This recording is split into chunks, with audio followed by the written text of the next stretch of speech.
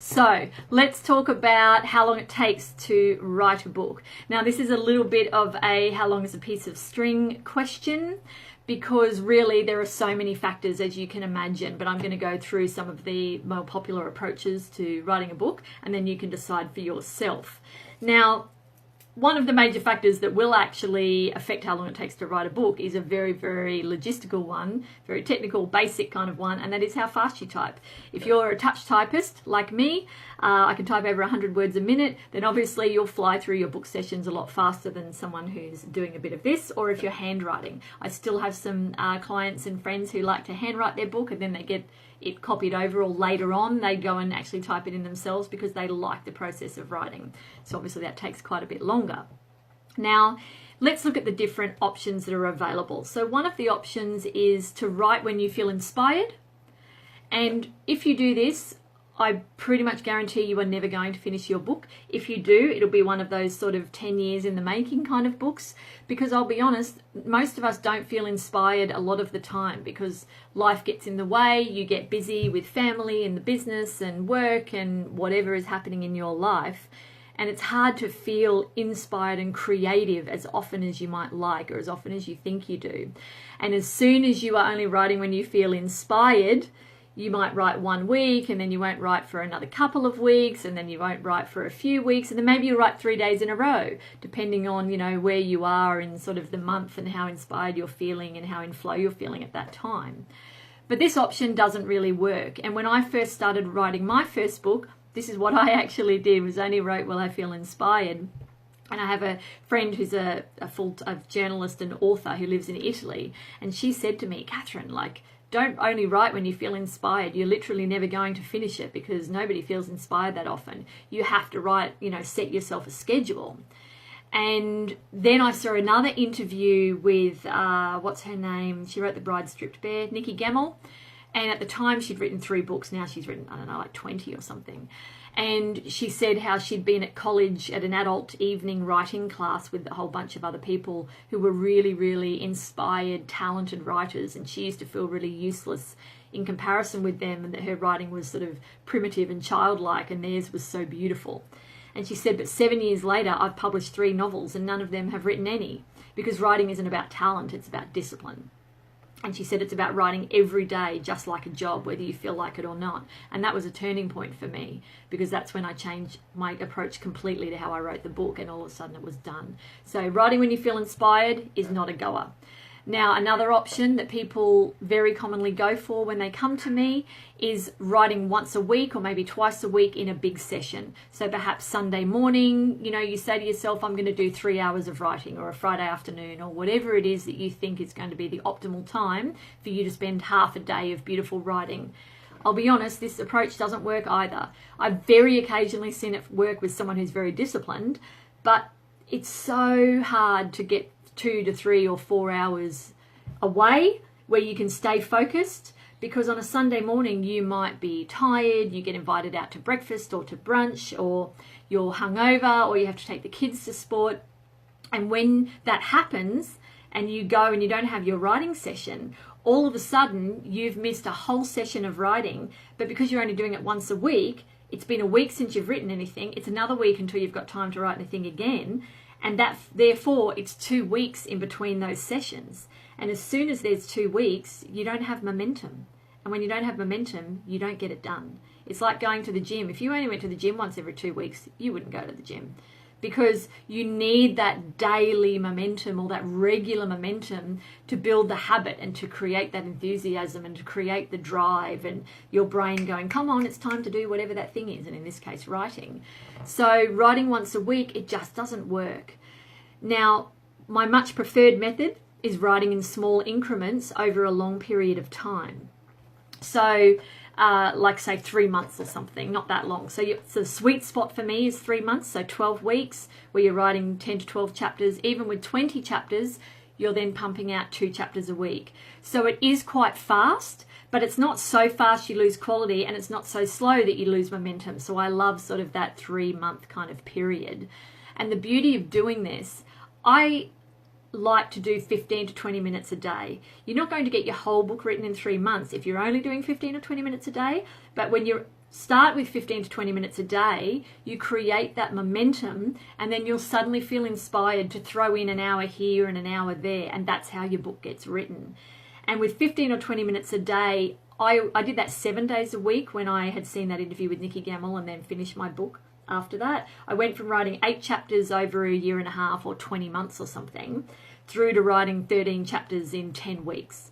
So the difference being I wrote 7 days a week, whether I felt like it or not. And the beauty of only setting yourself a 15-minute goal is that 15 minutes is nothing. You can do a lot of things in 15 minutes. So really, it's so easy to find 15 minutes in your day. And if you do it every morning before you switch on your email or before you turn on your social media, you'll feel so good the rest of the day because you've done that 15 minutes. It's a really great feeling because also you create confidence when you do what you say you're going to do. So it's not being good at something that gives you confidence, it's following through on your word to yourself in this situation.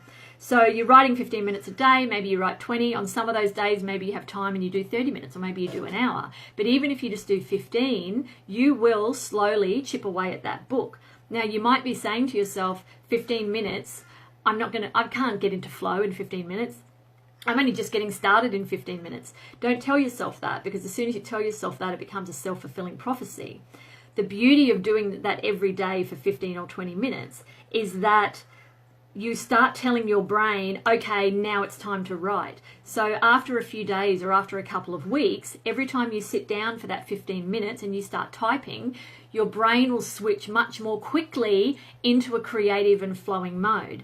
Now, obviously, throughout the month, you have days where you feel creative and days where you feel like not talking to anyone and days where you feel like there's different moods that you go through, particularly if you're a woman. However, don't let that be an excuse for not writing every day, because what will happen is you write every day, you'll have your different moods and how you feel and your different flow and how creative you feel over the month or over those 3 months. But at the end, when you go to edit, you smooth that out. You're going to edit anyway. And if you let it take a few months with your ups and downs and ebbs and flows, at the end of that time, you go back and you fix that. But you won't get to that edit if you're not writing regularly and you don't have that system and that structure. Because I've seen this time and time and time again, that when people are writing once a week and nothing's getting done, as soon as they try and write every day and you just force yourself, it's like going to the gym. When you go every day for a few weeks, you start getting addicted to it. And I've got clients who used to procrastinate with their writing. Even though they wanted to write a book, they would sort of go, oh, I don't feel like it. And when they flipped the switch on that and started enjoying the process and enjoyed the writing and saw that as me time that they get to actually write and share, they started loving it. And all of a sudden they were using writing to procrastinate about doing everything else, because the writing became the thing they loved doing every day. It was like a little special time. So that will happen. You just have to trust. Now, another option is writing a book in a few days. I've seen a few people do this, they lock themselves away for a few days and they pump out. This is obviously only like a 10-chapter book kind of thing, like a shorter self-helpy type of here is all the information kind of book.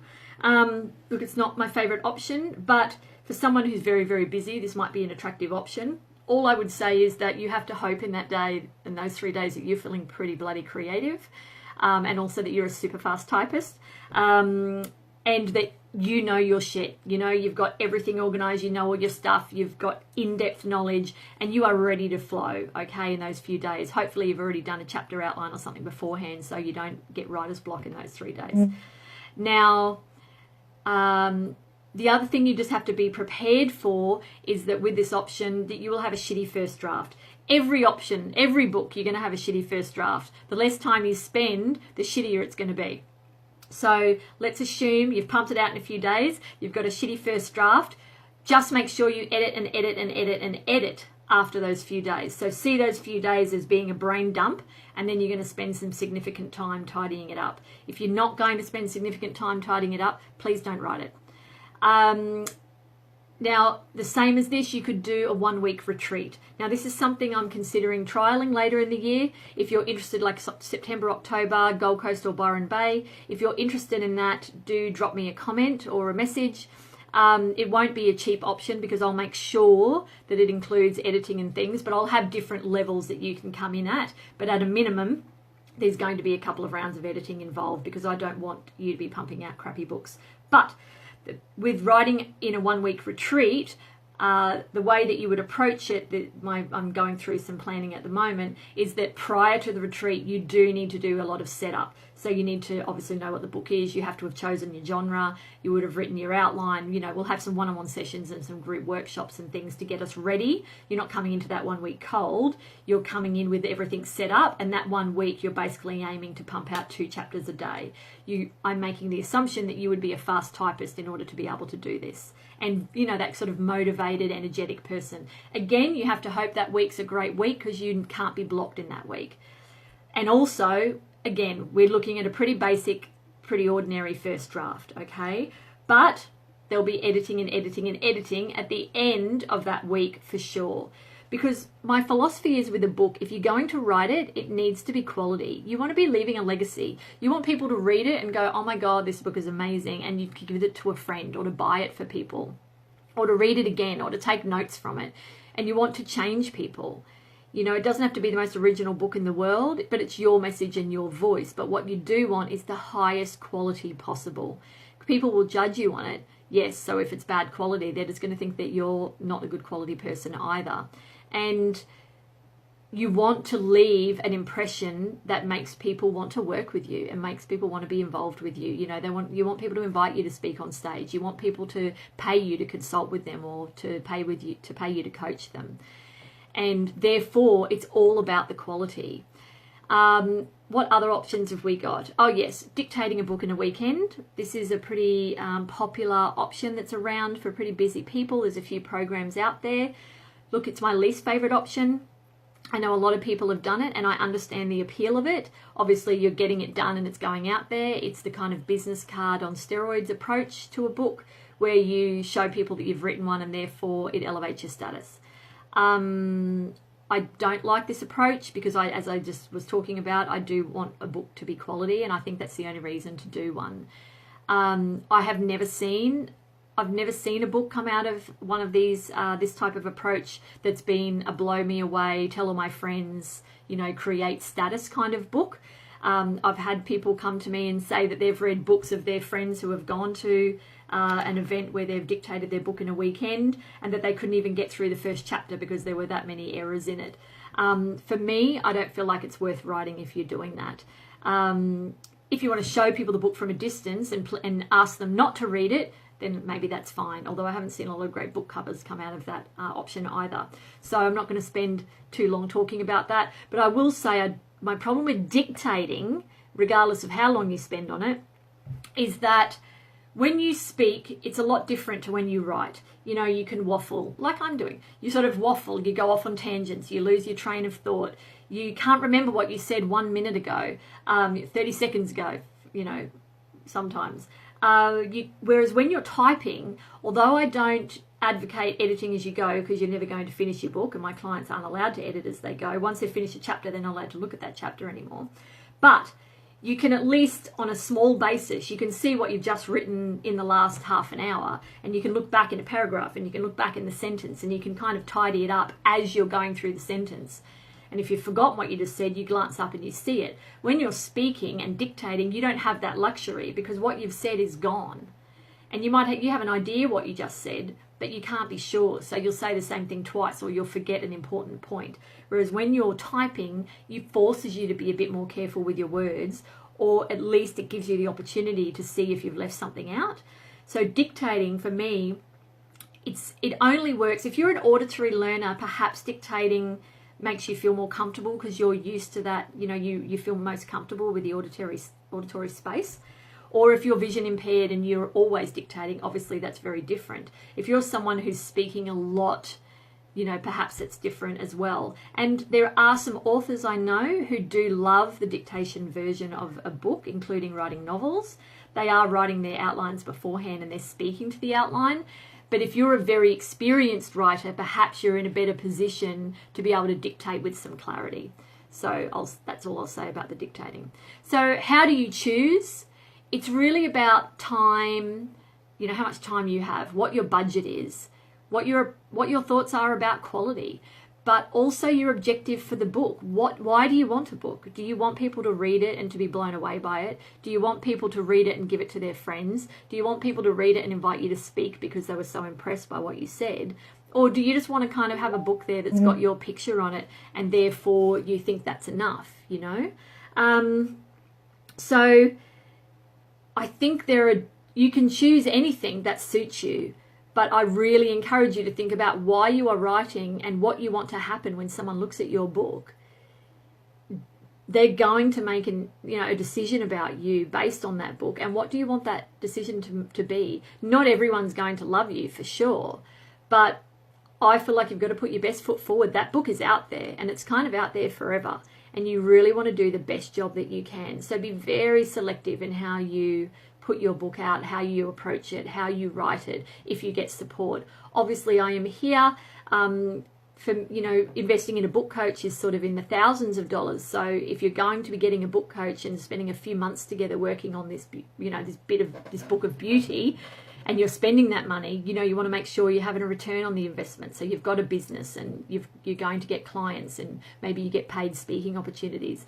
But it's all about being strategic, writing the best book that you can, and putting out there something of quality that speaks to who you are and what you stand for. So I'm happy to take any questions. If you're not watching this live, you can still put questions in the comments and I'll come back and answer them. And, I love what I do. I love the people I get to talk to, the stories I hear, even from people who I don't end up working with. I'm so grateful and lucky to be able to hear these amazing people and these amazing stories. And you might be one of them. And if you think you've got a book in you, then let us chat. I'll be really honest with you about if I think that the book's the right solution for you based on what's going on for you right now in your business or your life. And, and if it is the right thing, I'd love to be able to talk about maybe working together on it. I'm a no pressure person. Anyone who's worked with me will tell you that.